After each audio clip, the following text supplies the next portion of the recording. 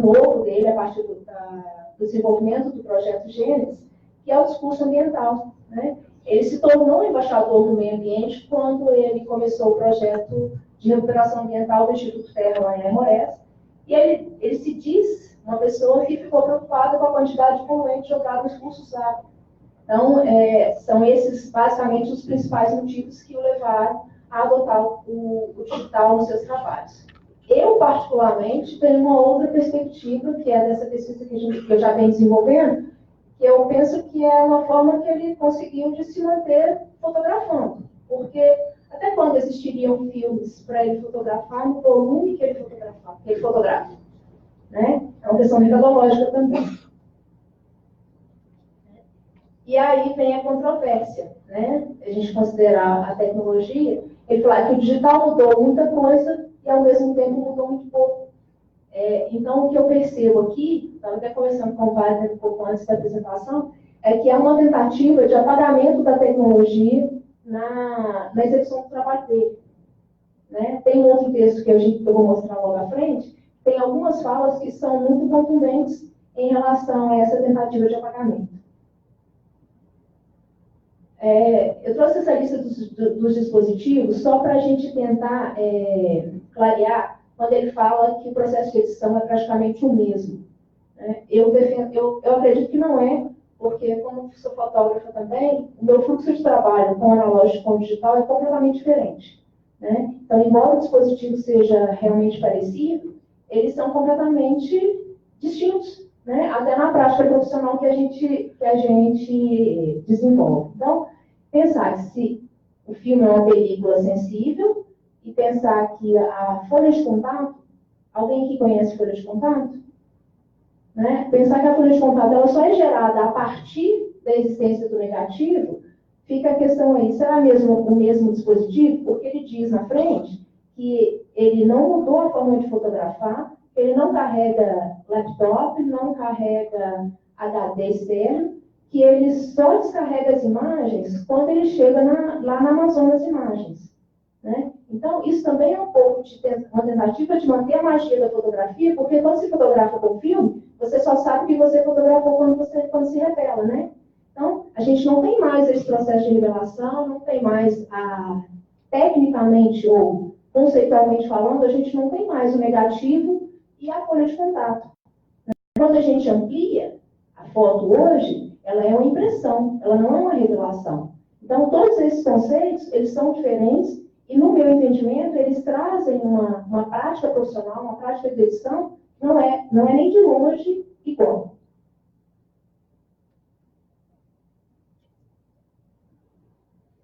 Então, é esse texto que eu estava falando com vocês, que ele diz: eu não sei editar, não sei fazer seleção das minhas imagens no computador. Nunca trabalhei numa tela. A passagem para o digital não modificou a minha maneira de trabalhar. Será? Né? A única diferença é que, em vez de carregar uma mala de 28 quilos, transporto 700 gramas em cartões de memória que não temem os raios-x. Quando viajo, não levo nem computador, nem disco rígido. Fotografo apenas olhando no visor, como fiz a vida inteira. Isso é uma característica dos fotojornalistas da geração dele, né?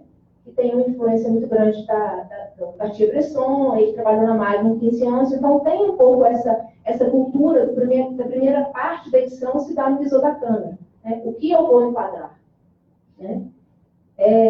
E aí ele fala, né? Que volto para o Amazonas, imprimo folhas de contato, analiso com a lupa, faz cópia em 13x18, faz seleção, faz isso, faz aquilo. Aí ele fala, não fiz nada além de mudar o suporte ou passar do filme para o digital. Minha linguagem continua a mesma.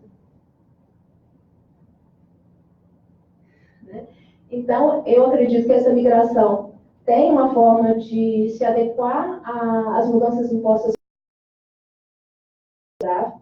E, embora legítima a preocupação dele com a manutenção, a preservação dos arquivos digitais, quando ele fala que ele transforma o arquivo digital em negativo, é uma outra etapa do processo, né? Ele acrescenta etapas no processo que existia anteriormente quando ele fotografava com o digital.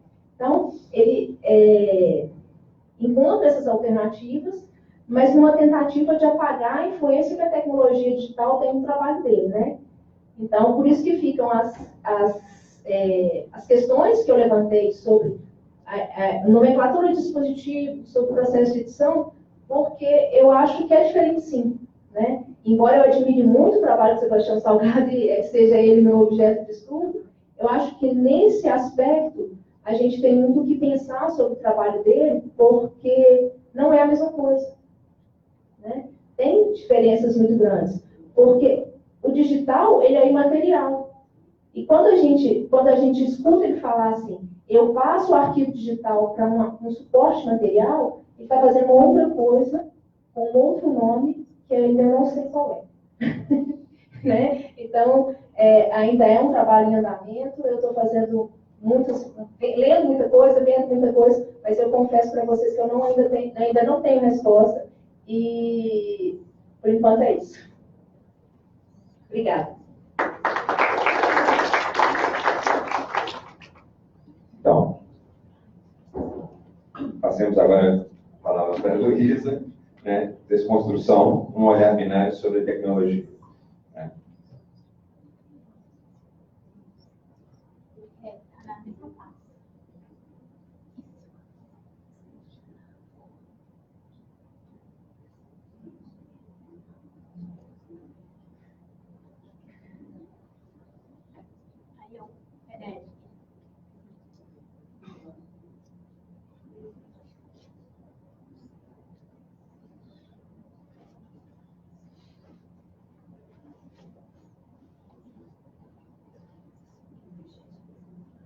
Então, gente, sou eu de novo. Mas agora, quando eu vi a chamada do SAD, eu me propus a pensar em uma produção criativa, muito por influência do meu orientador, que sempre nas disciplinas que ele oferece, a gente tem esse lado de criar um produto experimental. Então, eu pensei, por que não? Eu vi muito espaço na chamada do SAD, assim, um tema muito potente para pensar na parte criativa. Eu saí da minha zona de conforto, porque, em geral, quando eu falo criação, eu penso muito na questão publicitária de peças, então, para mim foi um desafio. Mas foi interessante porque eu gosto de estudar sobre processos criativos de artistas, principalmente de artistas contemporâneos, e aí foi um momento de reflexão sobre o meu próprio processo. O nome Desconstrução surgiu, esse é o meu avô. Em conversas com ele, meu avô é um amante da arte, foi seminarista de Diamantina, graças a Deus ele conheceu a minha avó e não virou padre, porque senão eu não estaria aqui. Mas ele canta no coral, no coral de seminaristas, ele tem uma relação muito bonita com a arte. E ele gosta muito da arte contemporânea. Então, quando eu pensei em fazer alguma coisa, a gente conversou bastante. E aí eu tive um olhar, assim, porque nessa chamada do SAD, a gente está falando do pós-digital. Meu avô apresentou muitas questões para mim antes do digital, né? A gente conversou muito sobre o rádio, que para ele é a tecnologia mais incrível que tem. Aqui ele tem uma memória afetiva muito visceral mesmo. Então eu pensei em fazer uma reflexão sobre as associações binárias mantidas entre a arte e a tecnologia, entre a linguagem artística e a linguagem de programação, entre o analógico e o digital, e entre o corpo e a máquina. Apesar de do título ser Desconstrução, é um projeto que está em construção, porque eu fiz em 15 dias para participar do SAD, mas é algo que eu quero continuar pensando sobre. Aí eu fiz um vídeo e 5, talvez, mini esculturas, peças, eu não sei como nomeá-las, mas falando do meu processo criativo, a desconstrução ela surgiu de forma metafórica, porque eu tentei deslocar os aparatos tecnológicos do âmbito comum deles, corriqueiro. E surgiu também aí a parte mais difícil, né, para mim, que sou um pouco delicada, de forma concreta da desconstrução, porque eu me propus a violar fisicamente esses objetos. E aí é muito duro mesmo abrir o computador. Eu não tinha contato muito com ferramentas, eu peguei emprestado do meu pai, e muita coisa eu não consegui fazer, eu precisei de ajuda de amigos, porque é difícil desmontar um HD do computador, é realmente duro e corta. Pode passar. Então é isso, eu fiz um vídeo, produzi um vídeo, e essas 5 peças, as 5 peças eu fiz um poema fundador para pensar o vídeo e para pensar essas 5 peças. E nas peças eu incorporei algumas fotografias antigas que eu comprei no Maleta. Para quem não conhece, é um prédio que vende de tudo aqui em Belo Horizonte. E tem comida também, tem inclusive comida. E eu frequento Maleta porque eu compro revistas antigas e fotos de quem eu não conheço, foto antiga. Tem esse hábito maluco. Pode passar. E aí, essas foram algumas das peças que eu criei. Eu tentei misturar os objetos, então, eu, na verdade, assim, eu não sei muito, eu anotei, e aqui eu não sei de onde eu tirei para montar, eu não lembro o que era o quê, porque eu desmontei muito e remontei. Esse era um HD, e eu sei porque eu quase me cortei quando eu tentei desmontar. E aí eu deixei para outra pessoa mais forte desmontar, que também quase se cortou.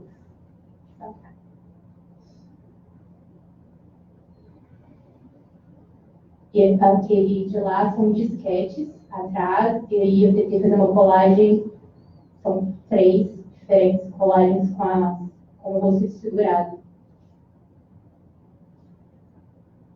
E aí tem um vídeo que está na página.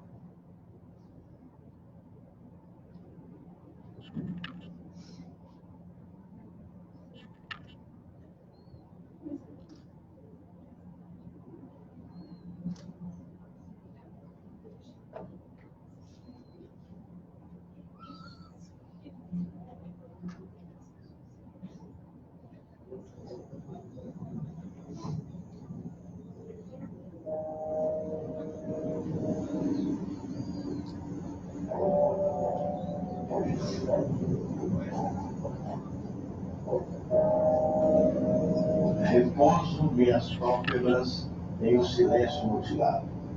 Sou espectador de um tempo que escorre lépido e disforme, em um dueto de fragmentos que apontam para uma mesma direção.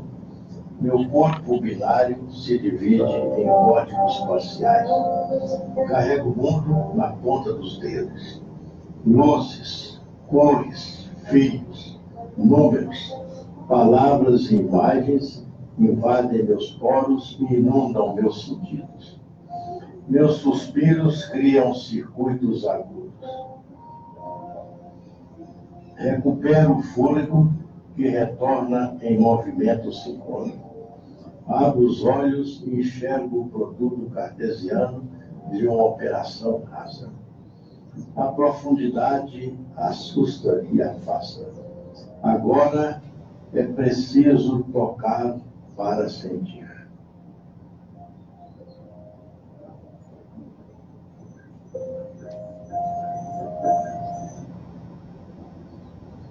E é isso. Obrigada.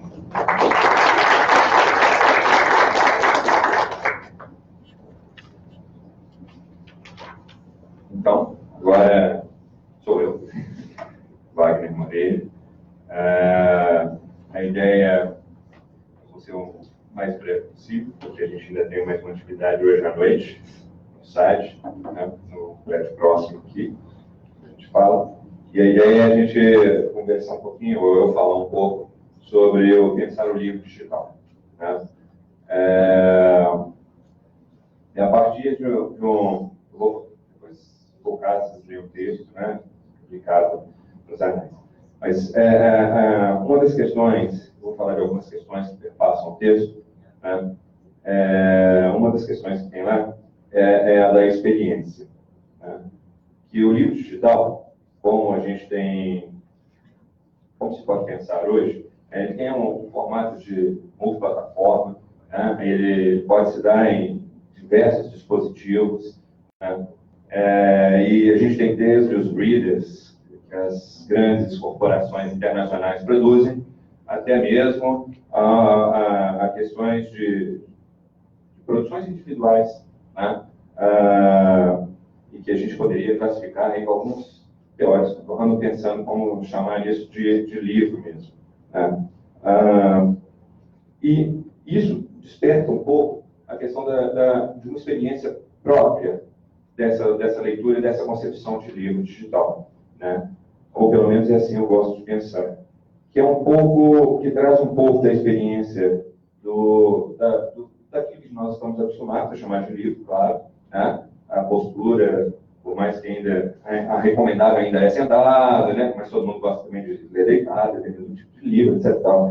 E tem uma sensorialidade que é um pouco diferente aí, principalmente no aspecto quando a gente fala sai dos readers tradicionais e passa para um suporte intermediário, né? Aí nós temos uma questão, que é a questão das sensorialidades mesmo, né, que a gente poderia destacar. Que aí há uma espécie de, se o livro impresso, né, ou mesmo se o livro, né, o conceito de livro mais tradicional, né, que alguns teóricos, como Teixeira de Oliveira, por exemplo, gostam de pensar como vindo antes do impresso mesmo, antes do códex, né? Ele vai lá nos povos assírios, vai pensar o livro como uma espécie de escritura mesmo, né? Se ele vem enfatizando, né, digamos assim, o tato, né, e o olhar, né, principalmente, claro, né, o olfato, nós temos agora uma questão muito mais voltada para o olhar mesmo. E o acréscimo, né, também da audição. Né? Então, o audiovisual ele entra nessa composição sensorial daquilo que a gente pode chamar de livro. Né? Seria bacana também a gente pensar um pouco nesse contexto, né, do qual esse livro hipermediático, né, ele vem com uma lógica, muitas vezes, mercadológica, porque por mais que a gente tem uma série de produções, como foi falado, inclusive, na mesa anterior, né, que estão vinculadas a grandes corporações, empresas, né, e que produzem, fazem um material, às vezes, muito rico, mas destinado a uma função mercadológica mesmo. E nós temos essa outra característica também das produções de grupos ou mesmo individuais, dependendo da capacidade de cada um de interagir com os aspectos tecnológicos envolvidos, né, que vão trazer uma lógica que pode até ser um pouco, boa parte das vezes, de resistência, né, a isso. Mas é importante a gente lembrar que, independentemente dessa descrição, nós vivemos uma época em que esse universo digital ele se associa e está ligado, né, com essa questão da apropriação. Uma questão que vem, né, que a gente gosta de destacar, né, que foi acentuada, né, que funciona como um aspecto técnico recorrente nas artes plásticas, na literatura, durante todo o século XX, né, e que está emprestado para as novas criações, para essas criações de hoje também, né? Sejam elas apropriações, no sentido mercadológico ou não. Se a gente for pensar com Dalbo, por exemplo, né, o mercado, né, financeiro, ele trabalha hoje, né, com a noção de apropriação. O mercado se apropria não só de uma empresa com a outra, mas também se apropria de estados, de parcelas do Estado, e se apropria também da mão de obra do sujeito, né? Então, a noção de apropriação ela está permeando a nossa maneira de viver.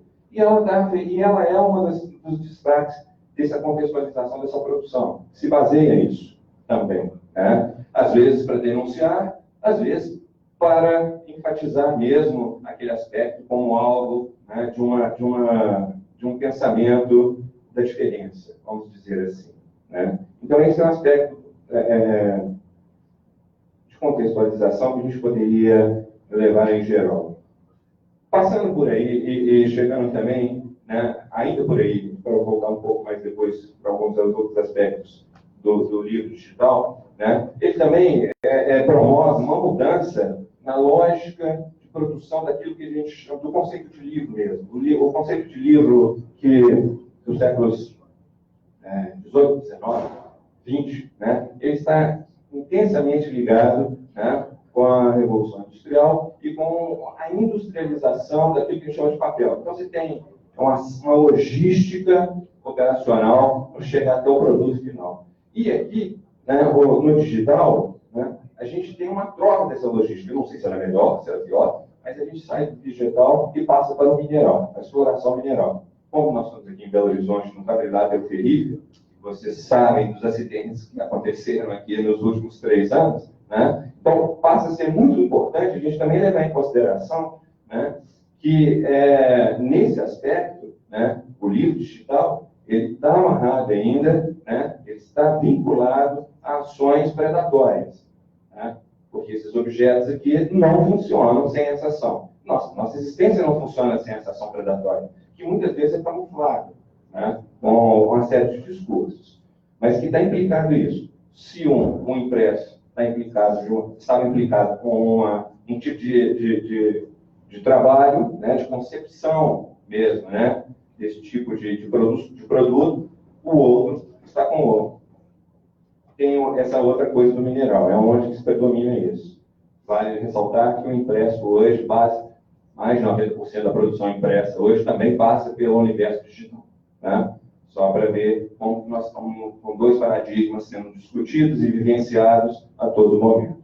Bom,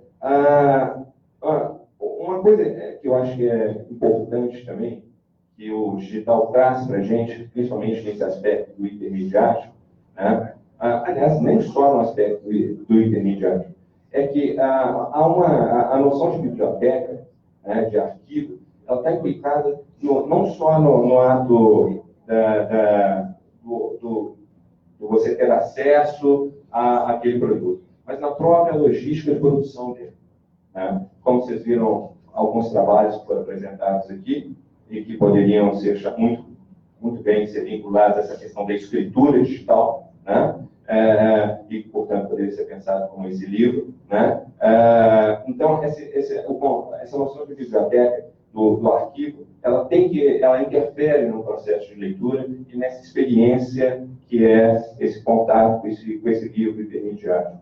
O que faz a gente pensar também numa modelagem, né, atual daquilo que a gente chama de pertencimento mesmo do livro. Né? O livro, ele pertence a gente de uma forma diferente do que o livro físico, o digital. Né? Porque o pertencimento dele, ele se dá mais na prática do que na amostragem. Você fechou a máquina, acabou. Você não tem nada. Você não tem uma estante para você mostrar para ninguém que você está vendo, né, 500 livros, 200 livros, 20 livros. Né? O que vai te dar isso, o que vai fazer com que você mostre para si mesmo e para o outro, né, essa questão do pertencimento, é o próprio ato de leitura, que já foi modificado com esse movimento. Né? Então, isso é uma coisa interessante também para ser destacada aqui. Né? E, é claro, me parece que pede um diferencial, porque fica aquela sensação de que você tem que falar, então, com o outro, né, sobre o que você leu. Você tem que trocar com o outro. Né? Não basta você carregar que eu consigo mais. Né? Esse espaço é um espaço diferencial, né? Que é uma modelagem de exposição diferenciada também. A gente poderia pensar assim. Né? Ainda, né, o nosso colega até trouxe aqui, né, o Ligen falou do aspecto da multiplicidade. Né? Nós temos aqui também, né, um objeto que ele dialoga muito no livro digital com o aspecto da multiplicidade. E essa multiplicidade, ela, ao mesmo tempo, ela pode gerar um estado de individuação, né, um processo de individuação, né, como o livro impresso gerado, ela também pode suscitar, né, e modificar, né, essa interação com o outro, porque você pode, dependendo dos dispositivos utilizados, né, ler esse livro, né, multimediático, intermediático, né, ler esse livro conjuntamente com o outro, coisa que é mais difícil com o conceito tradicional, né? É possível, mas os esforços são diferentes, né?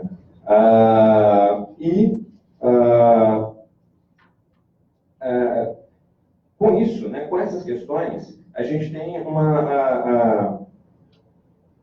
um procedimento, né, procedimentos de usabilidade, né, que a gente gosta de falar, nem são tão difíceis assim. A gente está cada vez mais migrando para procedimentos, a gente usa a palavra intuitivos, mas de uma facilidade incrível, né, para ser utilizado. Né? A gente está se acostumando com essas novas imagens que a gente tem que colocar em ação para fazer com que esse livro digital funcione, né, de uma maneira melhor, né, ou de acordo com pelo menos com parte da sua potência de execução, né? Mas uma outra coisa que eu gostaria de chamar a atenção é no conceito de legibilidade. Porque a legibilidade, ela deixa, pelo menos nesse campo, se a gente pensar de livro e da edição, dos processos de edição, ela deixa de ser uma questão ligada unicamente ao conforto disso. Porque tem todas essas questões, conforto de leitura, de recepção daquele objeto,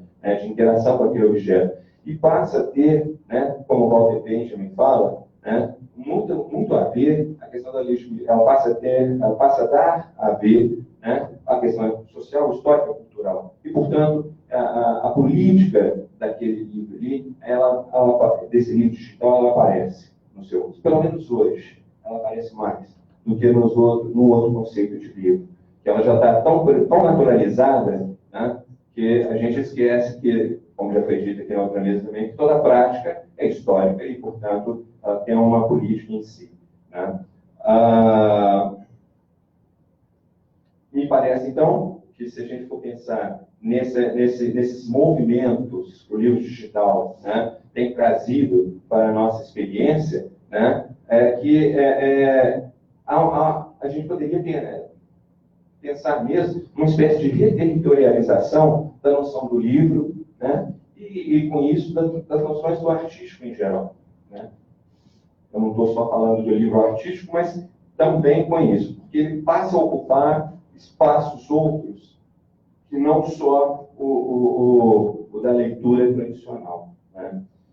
E a questão que vai permear todo o artigo, por conta dessas noções e verificações, até quando, né, a gente vai poder chamar ainda de livro digital, né, a esse exercício de escritura, né, pensando um pouco nesse deslizamento, nesse movimento que a escritura faz, né, pensando no Derrida, vamos poder chamar isso de livro.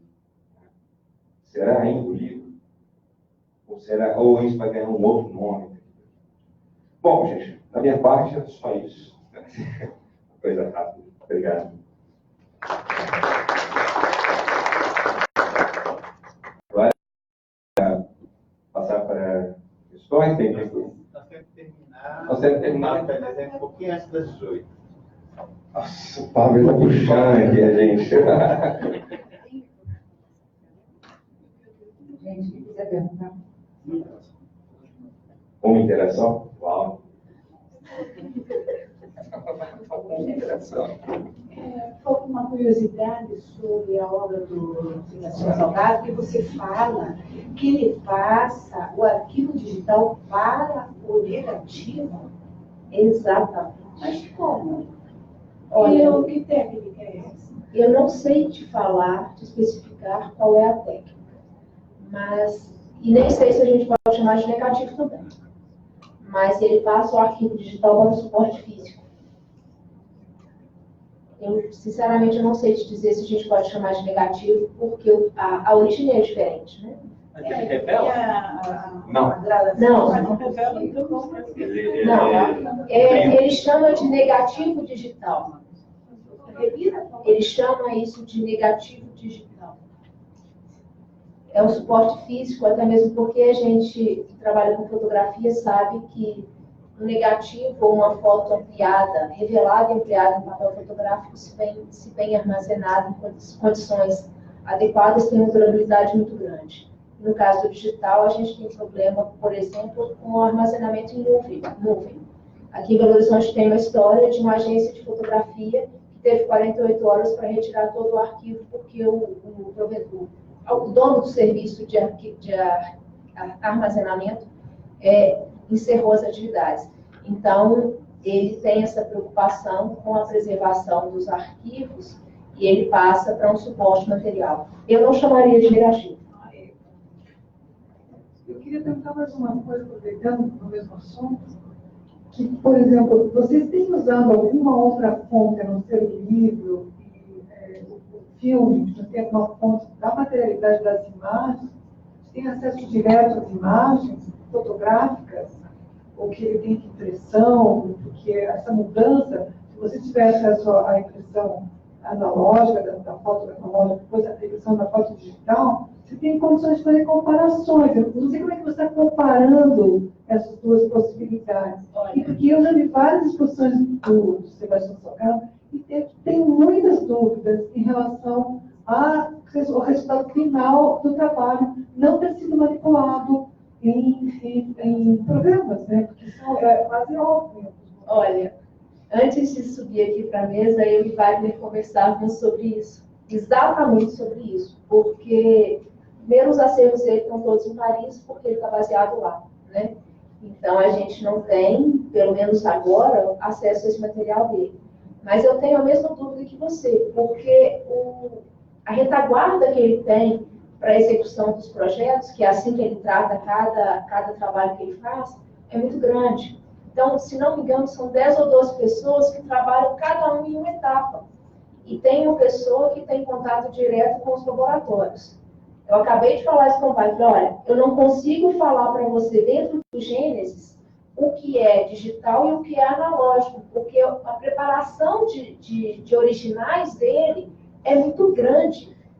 Né? Ele trata, assim, ele é um cara que é meio que ícone, né? Então, onde ele passa, todo mundo vê a exposição dele e ele exige que tenha um nível de qualidade de impressão muito alto. Não é à toa que a maior parte dos livros dele é editada pela Taxa, que é uma editora de excelência em fotografia e artes visuais. Né? Então, ele tem um padrão de exigência muito alto e eu acho que isso vale não só para o digital, porque o digital, de fato, é mais fácil de se manipular ou tratar, porque manipulação é uma palavra muito pesada, né? Talvez. Eu prefiro usar algum outro tipo de tratamento. Mas eu acredito que no analógico ele faz isso também. Porque a gente sabe que é possível fazer alteração mesmo no arquivo digital com controle de exposição. Ou com qualidade de revelador, de fixador, ou mesmo o tipo de papel que a gente utiliza tem um efeito diferente. Então, eu tenho essa mesma dúvida e eu, hoje, com os livros que eu tenho, que eu estou estudando dele, que são o África e o Gênesis, o África tem fotos das décadas de 70 até os anos 2000, o Gênesis é só dos anos 2000, e o Gênesis marca a transição dele do analógico para o digital, eu não sei diferenciar. Mas eu acredito que, assim como você, eu acredito que todo o material dele passe, sim, por um tratamento ou por uma manipulação. Só para complementar também, lembrando que os livros da Tassi, eles todos passam no universo digital. Tá? Então, assim, as fotografias que nós vimos nos livros, elas todas passaram por esse filtro, ou por essa tecnologia, vamos chamar assim, para a gente não chamar de filtro, porque já tem uma postura, né, ideológica aí com isso, né, mas por essa questão. A questão toda que a gente, se nós pudermos ter acesso, né, se assim o permitir, né, é de saber exatamente desse procedimento, até onde que vai isso ou não, né, e quais são as implicações dele.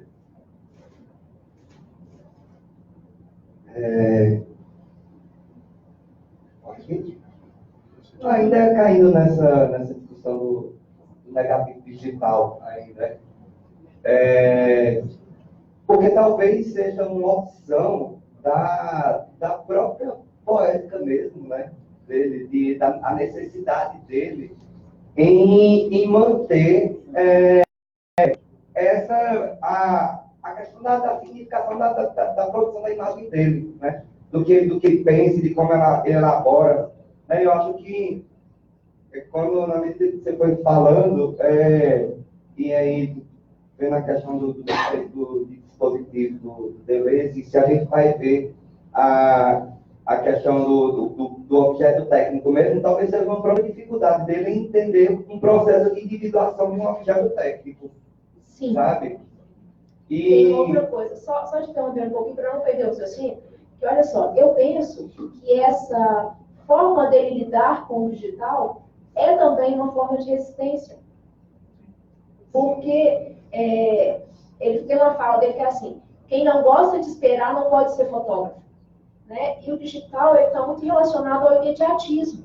Né? Quem de nós tem uma câmera digital e não fotografa e olha o visor imediatamente? Ele afirma recusar-se a fazer isso. Então, eu acho que é também uma forma de resistência e uma tentativa de manter uma narrativa, porque ele é muito coerente no que ele fala. Ao longo de 30 anos, que são as entrevistas dele que eu tenho revisto e transcrito, ele é muito coerente no que ele fala. Então, eu acho que é, sim, uma forma de resistência para tentar manter a coerência da narrativa do Slócio.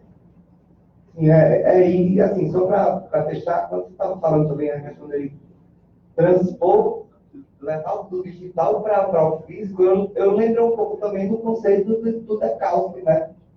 A ideia do decalque, de transpor ali, só que é um decalque às avessas, vamos dizer assim, né? Talvez seja um processo de, não sei se a gente pode dizer, mas de desindividuação do objeto, né? Da ideia da natureza do próprio objeto ali, né? E do seu processo. É por isso que eu defendo que tem uma tentativa de apagamento da importância da tecnologia no trabalho dele. Sim. Quando ele diz que ele não mudou o modo de trabalho, que ele continua construindo as mesmas narrativas, eu acho que é uma tentativa de apagar para tentar mostrar que a tecnologia não tem influência no resultado final das narrativas que ele compõe. Essa é a tese? Você concorda? Pedacinho. Nós temos muito que conversar ainda, isso aí é muito polêmico.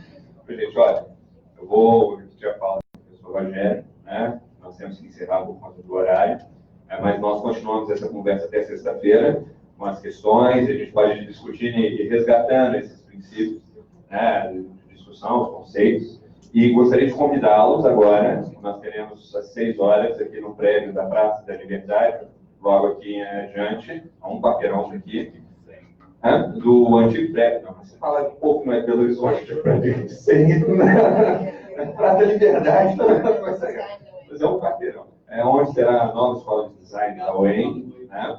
E que no saguão terá a abertura da exposição. Né? É isso? Então, agora às 18 horas, convido a todos a caminharmos até lá. Muito obrigado pela presença, pela participação. Obrigado, professor. Viu? Aqui, tá. Aqui,